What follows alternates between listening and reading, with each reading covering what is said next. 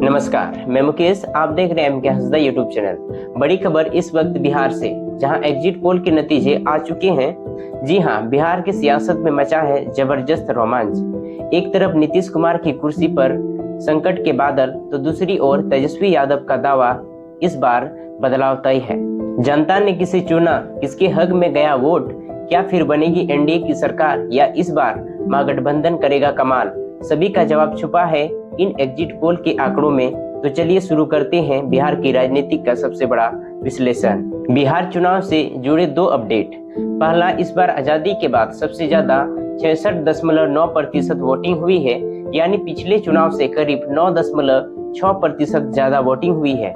दूसरा, 17 exit poll में NDA मजबूती के साथ सरकार बना रही है। सिर्फ 2 एग्जिट पोल महागठबंधन के फेवर में है। इन दोनों सिनेरियो में सरकार किसकी बन रही है और मुख्यमंत्री कौन बनने जा रहा है, हमने 5 अलग अलग पिरामिड्स पर इसका एनालिसिस किया। पता चला कि 4 पिरामिड्स एनडीए की फेवर में है और नीतीश मुख्यमंत्री बने रहेंगे। चलिए अब एक एक करके 5 पिरामिड्स को समझते हैं। अगर हम पहला पिरामिड्स को समझे तो 17 एजेंसियों के एग्जिट पोल में एनडीए को साफ बहुमत मिलता दिख रहा है। कुल 243 सीटों में से एनडीए को 154 सीट और महागठबंधन को 83 सीट मिलने का अनुमान है। अन्य के खाते में 5 सीटें जा सकती है। गठबंधन के हिसाब से बीजेपी को सबसे ज्यादा 75, जदयू को 67 और 12 सीटें बाकी सहयोगी को। महागठबंधन में राजद को 58, कांग्रेस को 13 और अन्य को 12 सीटें मिल सकती है। यानी एनडीए की सरकार बन रही है और बीजेपी सबसे बड़ी पार्टी। अब सवाल है कि मुख्यमंत्री कौन होगा। दरअसल 16 अक्टूबर को अमित शाह ने एक इंटरव्यू में कहा कि चुनाव बाद विधायक दल तय करेगा कि कौन अगला मुख्यमंत्री होगा। इससे पहले उन्होंने जून 2025 में भी कहा था, चुनाव बाद एनडीए की विधायक दल की बैठक होगी, उसमें तय होगा कि मुख्यमंत्री कौन बनेगा। अमित शाह के इस बयान के बाद सियासी गलियारों में चर्चा होने लगी कि बीजेपी बहुमत मिलने पर नीतीश को मुख्यमंत्री नहीं बनाएगी। विपक्ष ने भी इसे मुद्दा बनाया। इसके बाद डिप्टी सीएम सम्राट चौधरी, केंद्र राज्य मंत्री नित्यानंद राय और सांसद राजीव प्रताप रूडी जैसे कई नेताओं ने साफ किया कि नीतीश ही सीएम बनेंगे। आखिरकार 1 नवंबर को गृह मंत्री ने साफ कर दिया कि नीतीश ही सीएम होंगे। एक इंटरव्यू में उन्होंने कहा, इसमें कोई कंफ्यूजन नहीं है। मैं फिर से एक बार स्पष्ट करता हूं कि नीतीश ही मुख्यमंत्री हैं और चुनाव जीतने के बाद भी वही रहेंगे। आंकड़े भी नीतीश के ही साथ हैं। नीतीश के बिना बीजेपी बाकी सहयोगी के साथ मिलकर भी 75 + 12 अगर जोड़े तो 87 तक ही पहुंच पा रही है, जबकि सरकार बनाने के लिए कम से कम 122 विधायक चाहिए।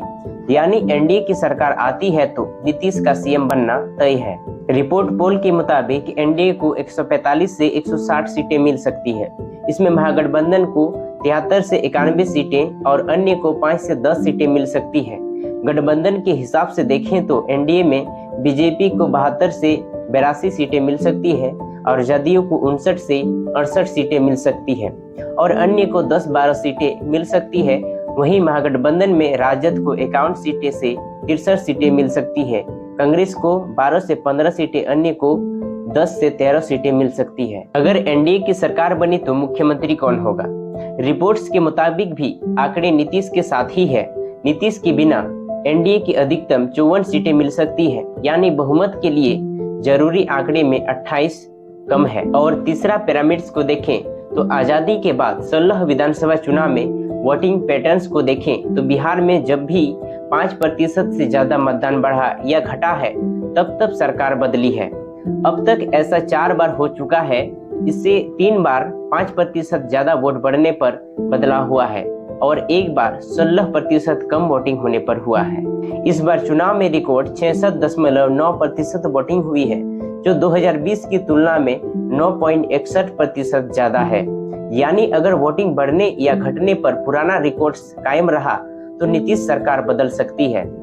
इससे जुड़ा एक और आंकड़ा भी है। दरअसल 2025 से पहले बिहार में अब तक सिर्फ 3 बार 60% से ज्यादा वोटिंग हुई है और तीनों बार राजद सरकार बनी है, यानी वापसी हुई है। पहले फेज की वोटिंग के बाद पटना में कम से कम 2 जगह नीतीश के समर्थन में पोस्टर लगे, जिस पर लिखा था 25 से 30 फिर से नीतीश।